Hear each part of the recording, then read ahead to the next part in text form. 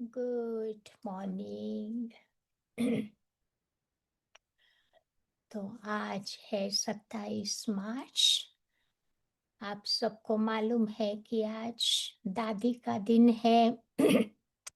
दादी जान की, जो इस संस्था की चीफ एडमिनिस्ट्रेटिव हेड थी, जिसने 104 वर्ष की उम्र तक अपनी सेवाएं दी थी। तो आज के दिन दादी ने शरीर छोड़ा था, तो आज 5वीं एनिवर्सरी हम सब मनाने जा रहे हैं। तो थोड़ा सा दादी के बारे में मैं आपको बताती हूँ कि दादी का जन्म हैदराबाद, सिंध, जो अभी पाकिस्तान है, वहाँ हुआ था 1916 में।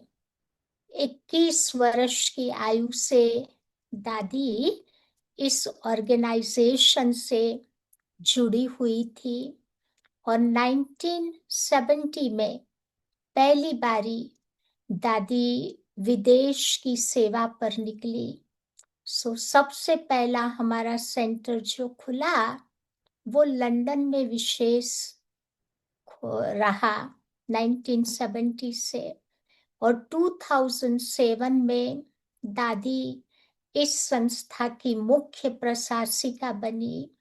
दादी ने 100 देशों में घूम करके बाबा का मैसेज कई आत्माओं को पहुंचाया। दादी 12-12 घंटे तक अपनी सेवाओं में उस उम्र में भी बहुत सक्रिय रहती थी। तो मेजॉरिटी जो बाबा के पुराने बच्चे हैं, इन्होंने दादी को तो देखा भी है, पालना भी ली है, और मेरा भी एक भाग्य था इस जीवन का, जो दादी के साथ अंग संग रहने का, दादी के साथ टूर करने का एक बहुत अच्छा भाग्य प्राप्त हुआ था। दादी ने हमने भी बहुत नजदीक से देखा, पहचाना, अनुभव किया, और बहुत सारी प्रेरणाएं उसके जीवन से ली थी। दादी जैसे कि हर कार्य में बहुत एक्यूरेट रहती थी। कोई भी कार्य ऐसे वैसे पूरा करते थे तो दादी को नहीं अच्छा लगता था। दादी हमेशा कहती थी कि जीवन में लक्ष्य रखो कि मुझे हर कार्य में एक्यूरेट बनना है। अपने घरों में सब चीजें रखे, एक्यूरेट स्थान पर वो चीजें होनी चाहिए। इधर उधर रखते थे तो दादी कहती थी गृहस्थी बना के रखा है, आश्रम की फीलिंग हमारे घर में भी आनी चाहिए। खाना भी बनाते थे तो एक्यूरेट। बाबा को भोग भी लगता था, दादी आके चेक करती थी कि भोग के बर्तन क्लीन है कि नहीं, भोग में सब चीजें एक्यूरेटली रखी हुई है या नहीं। ना कभी कंटेनर पर कुछ लगा होता है, कभी भोग का कपड़ा साफ नहीं होता, तो दादी भोग नहीं लगाती थी। हर बात में दादी कहती थी कि हमें एक्यूरेट बनना है। इस ब्राह्मण जीवन में भी दादी कहती थी एक्यूरेट ब्रह्मा कुमारी बनना है, नंबर 1 ब्रह्मा कुमारी बनना है। ये दादी बार बार हम लोगों को समझाती रहती थी। टोली भी जब वो पीस उसके काटते थे तो कभी कोई छोटा होता, कोई बड़ा होता, दादी को पसंद नहीं आता था। दादी कहती थी हर पीस एक्यूरेट साइज का होना चाहिए, ताकि कोई को हम टोली शेयर करे। कोई का छोटा पीस होगा तो डेफिनेटली उसको माया आएगी ना। इसीलिए हर चीज में एक्यूरेट कैसे बने, ये दादी ने हम लोगों को सिखाया था। दूसरी बात मैंने दादी के जीवन में देखी थी कि दादी कहाँ पर भी, कोई भी देश में, कोई भी धर्म वालों के साथ मिलती जुलती थी, सबको दादी अपना फ्रेंड बना देती थी। इतनी बड़ी दादी, लेकिन हमेशा दादी यही कहती थी सबको कि मैं तुम्हारी फ्रेंड हूं, तुम मेरे पास आके कोई भी बात कर सकते हो। तो ऐसे करके उनके दिलों को दादी जीत लेती थी, और हरेक को दादी के द्वारा अपनेपन की फीलिंग्स आती थी कि दादी मेरी है, अपनी है, अपना कोई संबंध दादी के साथ है। ऐसा एक विशेष दादी ने सबको अनुभव कराया, चाहे वो बौद्ध धर्म की आत्मा क्यों न हो, क्रिश्चियन धर्म की आत्मा क्यों न हो, मुस्लिम धर्म की आत्मा क्यों न हो।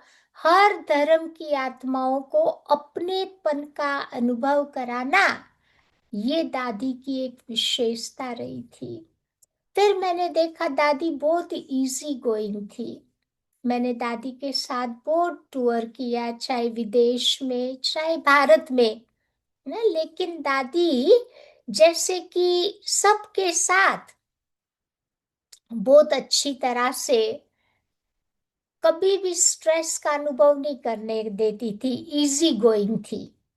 जो भी, जहां पर, जो स्थिति में जो चीजें उपलब्ध है, उसमें दादी चलाना जानती थी। कोई एक्सपेक्टेशंस नहीं थी। तो दादी के साथ रहते थे तो कभी भी टेंशन का अनुभव नहीं होता था, जैसे कि इजीपन का अनुभव होता था। जिन्होंने दादी को देखा होगा तो आपको पता होगा कि दादी की हाइट बहुत छोटी थी। She was only 4 foot, 4 foot की हाइट थी। परंतु बॉडी के हिसाब से दादी का मत्था थोड़ा बड़ा था। तो बाबा हमेशा कहते थे कि जनक, तुम्हारा मत्था बहुत बड़ा है। तो दादी सोचती थी उस समय कि बाबा मेरे ये स्थूल मत्थे को क्यों देख रहा है। हम्म, लेकिन बाबा उस मत्थे को नहीं देखते थे। उसमें रहा जो दिमाग था, वो बाबा देखते थे। दादी के अंदर ज्ञान कूट कूट करके भरा था। यज्ञ में दादी लेट आई थी, तो दादी ने एक बार बाबा को पूछा था कि बाबा मैं तो सब बहनों से लेट आई हूं, लेकिन मुझे आगे जाना हो तो मैं क्या पुरुषार्थ करूं। तो बाबा ने दादी को बोला था कि तुम बाबा की मुरली 12 बारी पढ़ो दिन में। रोज की मुरली 12 बारी पढ़ो। तो दादी ने बाबा को कहा कि बाबा मैं 24 बार पढ़ूंगी। तो ऐसे कर करके दादी ने अपने अंदर ज्ञान रत्नों को जमा करके रखा था।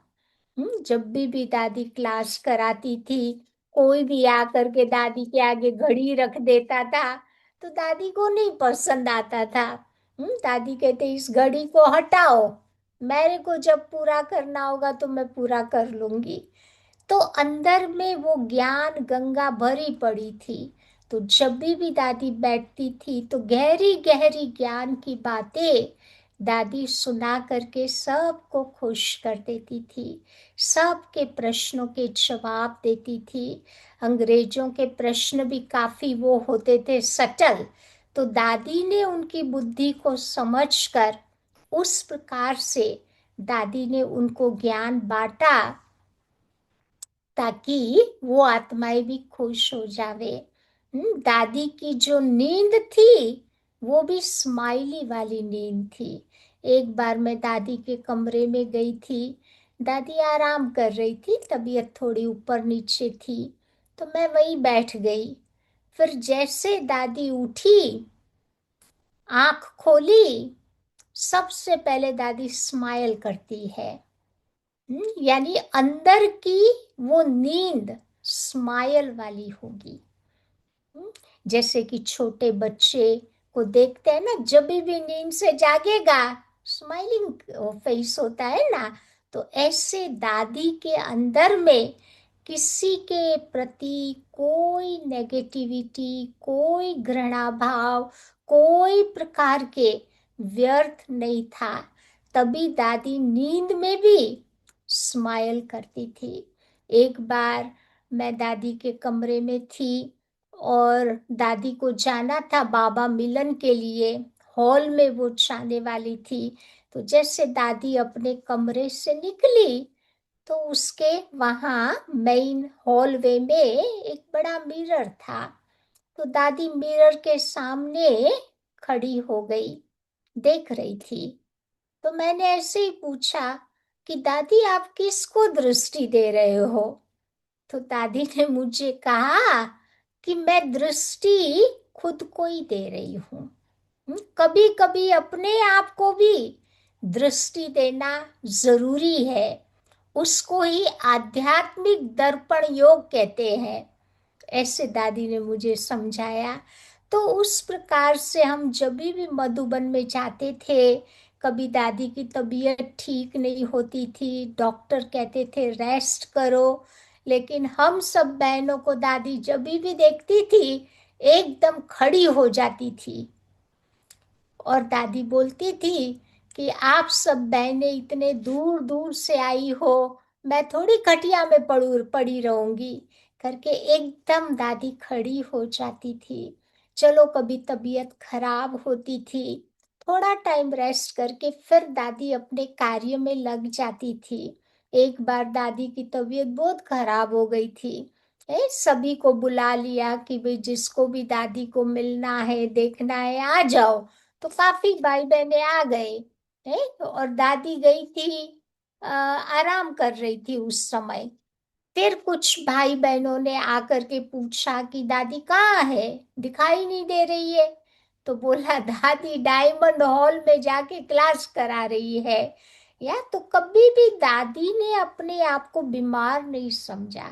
सब प्रकार की बीमारियां थी दादी के जीवन में, लेकिन दादी ने शरीर में रहते हुए प्रकृति का मालिक बन करके दिखाया।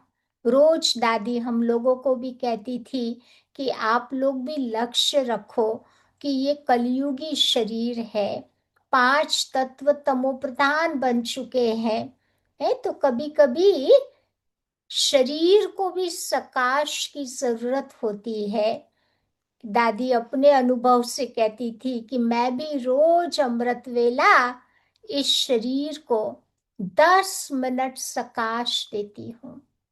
वो सकाश के द्वारा ये शरीर मेरा चलता रहता है। या तो हम लोग भी ये एक एक्सपेरिमेंट अपने जीवन में कर सकते हैं, ताकि इस शरीर के द्वारा हम बाबा की थोड़े लंबे समय तक अच्छी तरह से सेवाएं कर सके। तो आज दादी के दिन बहुत सारी बातें एक एक करके याद आ रही है, तो कुछ बातें मैंने आप लोगों के साथ शेयर करी। तो चलो आज सुनते हैं बाबा